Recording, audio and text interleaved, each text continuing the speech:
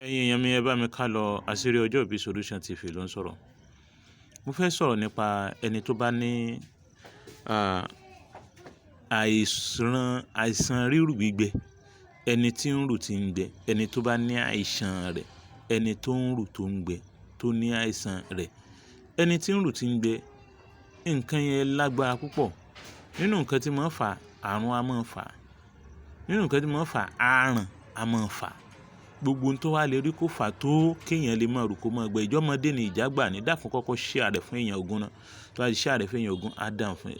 07033449598 nọ́mbà mi nìyẹn, nọ́mbà mi ò pé méjì. 07033449598 àṣírí ọjọ́ ìbí Solution TV. Ẹ bá mi subscribe sórí YouTube mi. Now, kí ni tí a lò fún ẹni tí bá ń rù tí ń gbẹ? Tá kan ṣàdédé ń wò pé kí ló ṣẹni yìí tó kàn ń rù tí ń gbẹ, tó ń rù tí ń gbẹ, tó ń rù tí ń gbẹ. Ẹ lọ bá mi tọ́jú àwọn nǹkan yìí. Ẹ lọ tọ́jú àdí èèyàn, àdí ẹ̀kọ́ wa o. Ẹ bá mi tọ́jú àdí èèyàn, àdí dúdú ẹ̀rí yọmọ black and shine báyìí.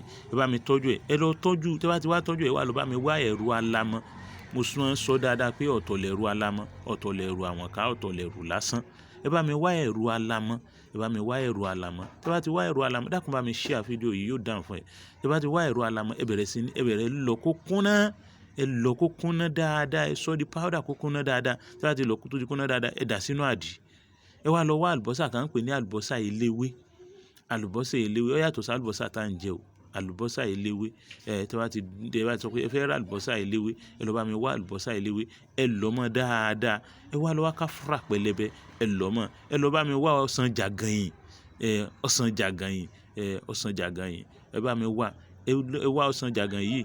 Ẹ wá gé kéékèèké, ẹ gé ohun kéékèèké, gé kéékèèké, ẹ gé kéékèèké. Láti wá gé kéékèèké, ẹ wá gbé kaná. Gbogbo nǹkan tá a sọ yìí, ẹ gbé kaná pẹ̀lú ọsàn wẹ́wẹ́ yẹn, pẹ̀lú ọsàn wẹ́wẹ́ yẹn. Ẹ gbé kaná àtàdé àti gbogbo èyí. Ẹ wá bẹ̀rẹ̀ sí ní sè. Ẹ wá sè lórí iná dáadáa. Tó bá ti wá jiná dáadáa, tó ti jiná dáadáa, ẹ wá sọ̀kalẹ̀ lẹ́sìn bóyá bí 45 minutes or an hour or 45 minutes tó. Láti wá sè bá ń tán, ẹ wá tún da àdí mi sí. Àdí tẹ́ kọ́kọ́ dà sí alákọ̀ọ́kọ́ ilé dà bóyá bí agolo míìkì sí. Tí wọ́n bá tún ti wá sè tán, ẹ tún wá dà bí agolo míìkì kan sí àbí agolo míìkì méjì. Ẹ dà sí pẹ̀lú ògo Ọlọ́run. Kẹ́ni náà máa mú. Kó máa mú síbí mẹ́ta láàárọ̀, síbí mẹ́ta lálẹ́, síbí mẹ́ta láàárọ̀, síbí mẹ́ta lálẹ́. Lógo Ọlọ́run àtàtìlẹ́yìn Ànábì wa Muhammad sallallahu alaihi wasallam. Onítọ̀hún ó sì máa ní àlàáfíà, yóò sì máa padà sípò rẹ̀, yóò sì máa ní àlàáfíà, yóò sì máa padà sípò rẹ̀. Dákun bá mi share rẹ̀. The more you share, the more you gain. Àṣírí ọjọ́ ìbí Solution TV ló ń sọ̀rọ̀. Àṣírí ọjọ́ ìbí Solution TV ló ń sọ̀rọ̀. Bá mi share rẹ̀, jẹ́ kó kárí ilé, jẹ́ kó kárí oko. Bá mi share rẹ̀. Dákun share rẹ̀. Ẹ share rẹ̀. Share, more like, more share, more like. Ẹ follow page wa o. Ẹ follow page.